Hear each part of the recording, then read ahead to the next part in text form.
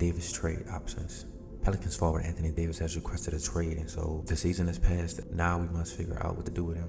The Lakers earlier offered a solid package, but our former GM didn't agree with the package that Magic Johnson tried to give to Dell Demps, and now we have a new GM, and now we're gonna still try to trade Anthony Davis. So far, the best option is for the Los Angeles Lakers, even though it is putting the Lakers in prime position to win the West. We're gonna go to ESPN.com/NBA/trade machine. Okay, the first team we're gonna put on there is the New Orleans Pelicans. The second team we're gonna put on there is the Los Angeles Lakers. The final team we're gonna put on there is the Phoenix Suns. Anthony Davis is going to the Los Angeles Lakers.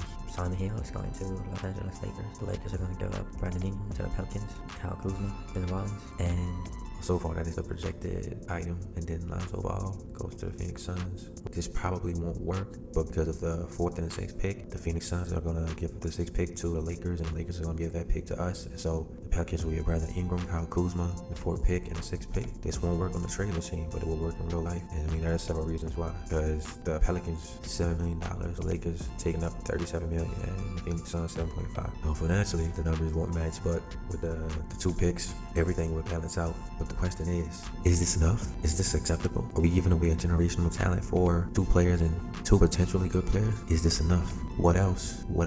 I need some future draft picks. I need potentially maybe 1 or 2 more players. So you have to look at it from 2 different points of view. First point of view is, what are we doing? Are we settling or are we chasing? Are we settling, chasing, or rebuilding? This move, this process, you got some young talent from 21 to 23 years old coming in with Zion. He's gonna be young too. You definitely know we're rebuilding. That's one. You have Jrue Holiday, who can be the father role. He can train the younger players to become better players. Basically, they're trying to find their way.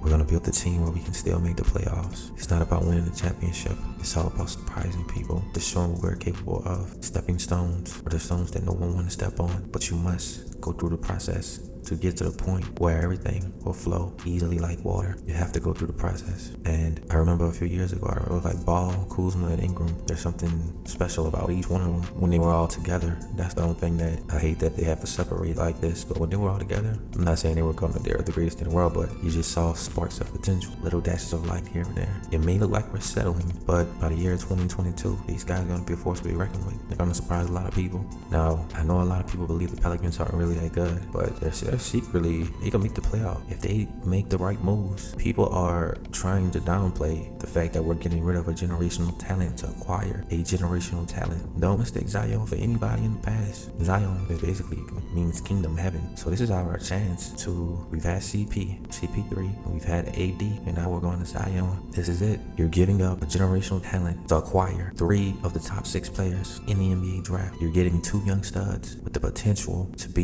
blossom into something great and amazing. You have a lot of young players on your team right now that can grow into something that nobody would have ever imagined. I remember being in an arena when I saw Steph and Clay when they were young, babyface, Curry. I remember seeing them, and the way that they shot the ball was just magical. I remember I remember that crowd was so live. I even remember when Eric Gordon went up to shoot a 3 to win the game and he missed it. But I remember how even though those guys looked like young and just a bunch of random players, they were special. I saw that. And I'm not saying I see the same thing in these people, but I see the potential. I see it. And I think that Jrue Holiday, people are underestimating his influence on players, his power. It's time for Jrue to command and take over. You see how Kawhi, wherever he went, he commanded and took it over. Now it's time for Jrue to step into that main leadership role. You gotta be the man now, Jrue. This is your team. It's your turn. So I say I'm not even gonna be too picky and take all of the Lakers players. Just give me some future first round picks, 2 first round picks from this year, some future first round picks, Ingram and Kuzma. I mean, if you could possibly get Ball to come to New Orleans, I definitely would like that. But we got some players that we're looking at in the draft that we're gonna try to acquire, and we're just gonna make the best out of the situation that we were given, and that's all we could do. That's all we asked for, is just to make the best out of the situation that we are given. And we're gonna have to do whatever we can to rebuild this team and make it a great team. We got some players. We got some great role players. And people don't know how good Zion is.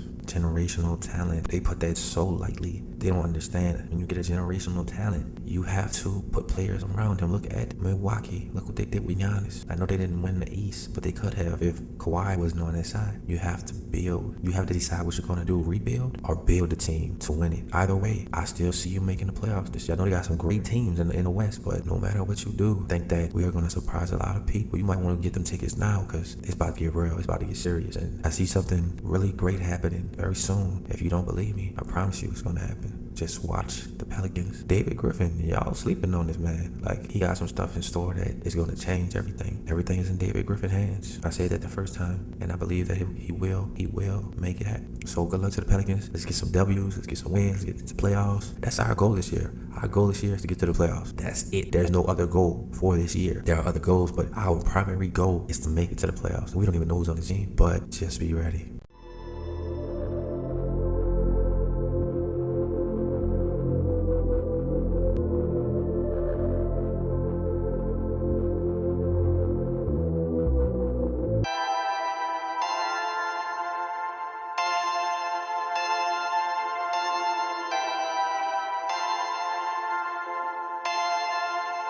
Perfect.